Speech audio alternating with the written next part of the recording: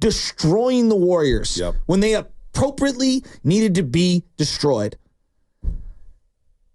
And I just find it so fascinating that he is unwilling to criticize the San Francisco Giants at any single turn. He's going on a string of tweets right now, and we're going to talk about his pod. He did a great job interview. Kyle Shanahan earlier. We played that. He had Laker, played that, and we were going to play some of the Brock Purdy sound. But he's defending Farhan Zaidi for trying. This is big boy business. Yeah, we are a top 5 market. You won 3 World Series in a 5-year period, and you elevated the payroll into what I call Red Sox status. Yeah. Okay? Yep. This fan base got accustomed to not going backwards. Now, we understand you're never going to be at top all the time. It's been long enough. And so I challenged him, and I know he listens, and I'll see him on the field at some point. We'll run into each other. I challenged him to explain to me, where'd your bike go, bud? Wow. You used to be all over these teams when they were mediocre. All right? And as a Giants fan, die hard. It pains me to see what they've become. They came back. They built this stadium so that they could sustain success and keep the thing rolling. They won those championships, and they elevated themselves to a position where I thought they would be the haves. Well, the reality is, over the last 6 years, they've been more the have-nots. They swing and miss in free agency left and right. You do not get credit for trying. The Yankees don't get credit for trying. Aaron Boone is fighting for his life at every post-game presser every single day because they haven't won a damn thing in forever. He's losing his mind. Dave Roberts won 1 Mickey Mouse ring and is fighting for his life every November. Is he not? Yes. Been wildly more successful than what the Giants are. All right? The Tampa Bay Rays are the smartest, most well-run team in most professional sports, given the payroll and the amount of winning they do. And they were cognizant to realize now is not our time. This is not our year. We're going to sell. We're going to sell Randy Arozarena. I know exactly what the business model is for them. The Milwaukee Brewers, one of the smartest teams in baseball, at the top of the division again, because they're always near the top every single year. They don't have to tell me how smart they are. I know by the moves that they make what direction they're in. Jackson Torino signed him to a long-term deal, 20 years old. Wow, he's getting better. You know why he's getting better? And he started off he was terrible to start the season. Guess what? He started getting at-bats every single day. Exactly. And he got to play every single day and got reps, and now he's one of the best players on that team. Already at 20 years old. But he got to play. They committed to him. Exactly. The Texas Rangers went about it in a totally different way. They had some development. They were crummy for a couple years. They went in free agency, and they said, no one is going to outspend us for Corey Seager. No one is going to outspend us for Marcus Semien. No one's going to outspend us for the pitcher DeGrom. Jacob DeGrom, who's pitched, 2 times for him? It doesn't matter. Okay? And then what did they do? They made a ton of deals at the deadline last year. They're going to be active again today. There is a clear MO as to what they're doing. I will give them this. The Miami Marlins at the bottom, who have been to the same amount of playoffs since the Giants last won their World Series as the Giants.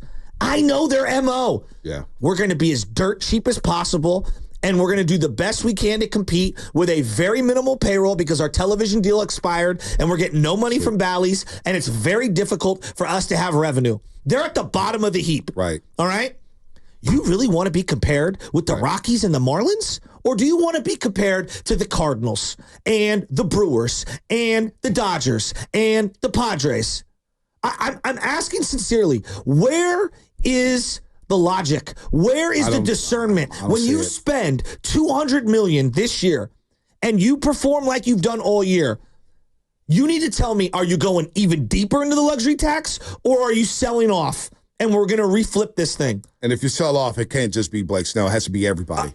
I agree. Everybody should be on the block. I agree. You've been stuck between development and trying to win, and it's gotten you nowhere. You spent $160 million at minimum the last X amount of years. You always had an excuse. At the beginning, when Farhan got here, it was, we got to move off these other contracts. Well, you gave Brandon Belt and Brandon Crawford multi-year deals. You've brought in how many pitchers on one-year deals, and it has netted you nothing. Okay?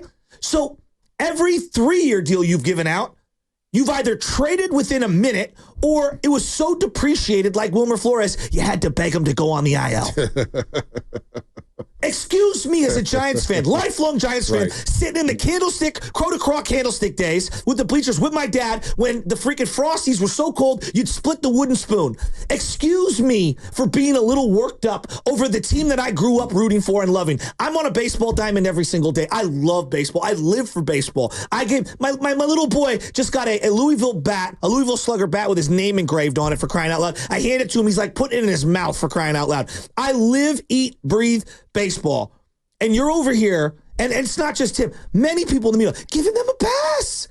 Andrew Beckley, you owe your entire career to the Giants dynasty. Maybe you should have a little bit of reflection and realize, man, when times are good with the team, times are good for journalism. Nobody cares about this team. It's bad for business, not just for the Giants, but for all everybody. of us. Sports radio, for all of us. Print newspapers, television, everybody. Explain to me the difference between the Chris Cohan run Warriors that went to one playoff and the Farhan Zaidi Giants that have been to one playoff. Yeah, I'm with you. Okay, they spent a little more money.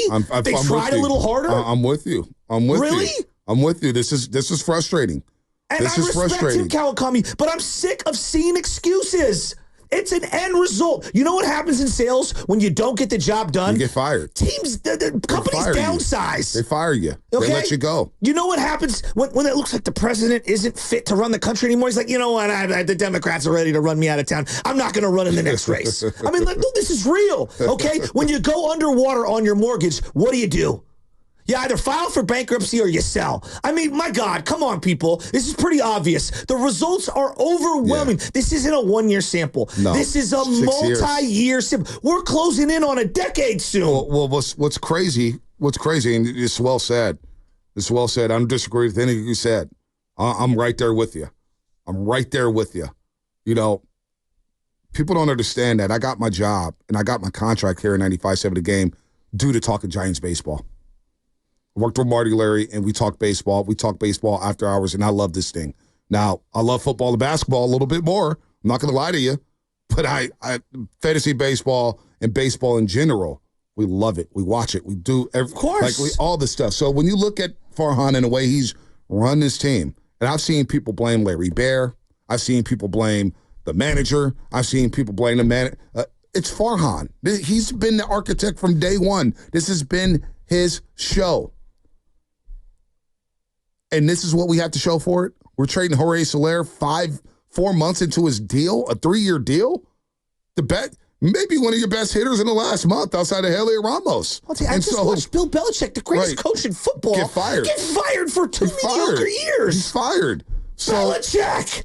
So you know, Belichick, Bill Belichick, Bill Belichick. At least he had he did his thing. You could see it was getting stale. This thing has been stale since 2022. When they went on that series in Atlanta in the summer, and we had that crossover that said, guys, this is stale. This is not sustainable. I don't like this process. I'm not with this brand of baseball. And people say, well, Bonte, they're winning. And then they fell flat on their face, one on the slump, and it was like, okay, what are we going to do for 2023? Well, Bonte, you're going to have to wait till 2024. That's when the prospers. That literally was told to me. I know. Simulate 2023 and skip to 2024. What? And your big offseason signing tore his shoulder up in the first month, and the other guy you couldn't wait to dump. And the guy, and you had to staple Luke Jackson to him. I hate to do this. I hate to do this. I really do. Because he's probably a nice guy. Jung-Hoo Lee, that is. He's probably a nice guy. But to sign him to a $100 million contract and it bumps to $16 million next year and $23 million the next 2 seasons. Look good. Well, what did Jung-Hoo Lee did at 30? He played 37 games. Stole 2 bases. That cost only 3 times. Bet at 262 with an on-base percentage of 310 and an OPS at 641. Okay? And if all you WAR stats, war, we had a .2 WAR. When's the ball play? So he didn't do anything. I'm looking at a player, and I'm the only one who said it, and I feel bad because everybody's going crazy about him, and they're giving out bobbleheads from Jung-Hoo Lee, and he's got a cute little dog, and look at it, it's all fun, warm and fuzzy. Reminds me of Matt Duffy in a way. And this fat-ass Cat Skeeter, everybody, oh, my God, he's Cat Skeeter. You got to trade him to Tampa Bay. Matt Moore, when it was a good trade for the Giants anyway. I hate you. Jung-Hoo Lee played 37 games, and we don't know who he is. Even when they signed him, everybody, I'm not asking Shasky, I'm like, who's Jung-Hoo Lee? You guys are like, it's for the KBO, I think. We're trying to figure out who he is, too. You guys even know who he was. I mean, Larry Kruger's like Uncle Lee, KBL's minor league baseball. And he was coming off a fractured ankle. Bonte, and you gave him $100 million. Can I just do this exercise with you? Oh, my gosh. Can I do the I'm 2 years, 18 months from now, is this guy on the team, yes or no? Patrick Bailey. Oh, God, I hope so. Okay, that's one. Kurt Casale. Oh, he's gone. Yeah. Matt Chapman. He'll probably be gone. Okay, Casey Schmidt. This is your 40-man. Casey Schmidt, I mean. I'm going to say no. Probably not. David VR. Lamont Wade. How about Brett Wisely? No. How about Conforto? Oh, he'll be gone. Tyler Fitzgerald. I hope he stays. Okay, I mean, he looks all right. 2. Derek Hill, recently acquired. Oh, he'll be gone probably next week. He'll what about probably be Elliot gone Ramos? today. I hope he's here. 3. Yastrzemski. Oh, he'll be gone. Yeah. Okay. So 3 guys on your active roster for your everyday players. Now let's go to the pitching staff. All right. Oh, yeah. Spencer Bivens. Probably gone. Yeah. Okay. Yeah, hell of a story if he is on the roster. Agreed. Yeah. Camilo Duval. Probably gone. Okay. Kyle Harrison. He'll be here. Okay. 4. Jordan Hicks. Gone. I think so too. Eric Miller, your boy. Oh, Eric. Can you hold on for a second? That just got swept under the rug. 4 guys. George Contos on your active roster. Contos was like, "Yo, buddy, what are you doing?" Remember the postgame show? I know, he's right. Who the hell is Eric Miller to show up some outfit? I don't care if the outfitter was Austin Slater. After John Brebbia last year showed up, Gabe Kapler. Oh, Eric Miller showed up, dudes on his team. Get your ass on a Greyhound and get back to Sacramento, please. All right, I've seen enough of him. Will he be on the team? Oh, he'll be gone. Okay, Randy Rodriguez, poor guy. He'll be gone. Taylor Rogers. He'll be gone. Tyler Rogers. He'll be gone. Blake Snell. Oh, he's gone. Ryan Walker. Probably gone. Okay, and Logan Webb. He'll be here. All right, 5 guys will be here 18 months from now. That's the problem.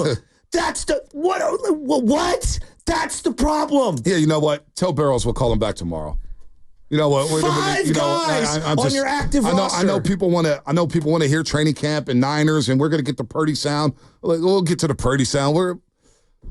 It's about the Giants today. This is your day. We're giving you a platform, Giants fans. I see the lines lit up. We'll go to the lines in a second. This is about you and what you want to see this team do at the deadline. We've had the same conversation since the morning roast was formed. Joe, they need stars. Yes. Yeah, I know, Bonte, but I love the Giants. Joe, they need stars. Yeah, I know, Bonte. Kate, wait a second. Let me get my words in. But they need stars. You're right. But I really like this young prospect in single A. Maybe he'll be the one. Shasky, they need stars. I know, Bonte. It's year 2. We've had the same conversation for 4 straight years. It's unbelievable. Since the Morning Roast came to show October of 2020. Yep. Since then, we have had the same conversation for 4 straight years. And you wonder why I'm going crazy. I feel like Jamiroquai in that video or Busta Rhymes when I'm like in the insane asylum going crazy. I feel like I'm in Arkham Asylum and I'm like, next year's the year. Next year's the year. As I've got the cup against the So you can't be yesterday. I'm losing my mind. You can't be yesterday. 2 years ago was wait for 2024.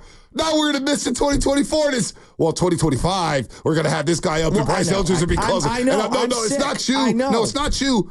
But it's what, and I'm like, so we're just simulating seasons, and I got to wait. This is pro sports. I'll tell you, the most exciting thing that I wait for every day is a Bryce Eldridge highlight on my MLB Prospects Twitter page. And that's bad. I know it's bad. And that's bad. And that's bad. How about Farhan earlier this season? How about what was this, on the podcast? He did the podcast, right? Did he do somebody's podcast? He was chirping left and right. Might have been Giants talk or something, Yeah, because he won't go on with us. He knows what time it is. He knows what time it is. With us. Yeah, no, he's never coming on with us. I said, hey, man, come on and, prove us wrong. Tell us why we are wrong. And he's like, yeah, anytime. Just no, let he's Matt not coming Chisholm on. know. I tell you why he's not coming on.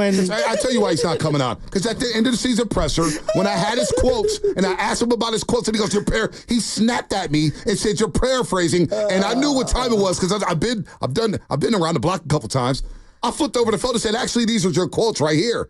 I'm reading them word for word. Your quotes in the Chronicle. These are. I remember that. Love me. I flipped over the phone and he gave some answer and he started laughing and did a little chuckle or whatnot.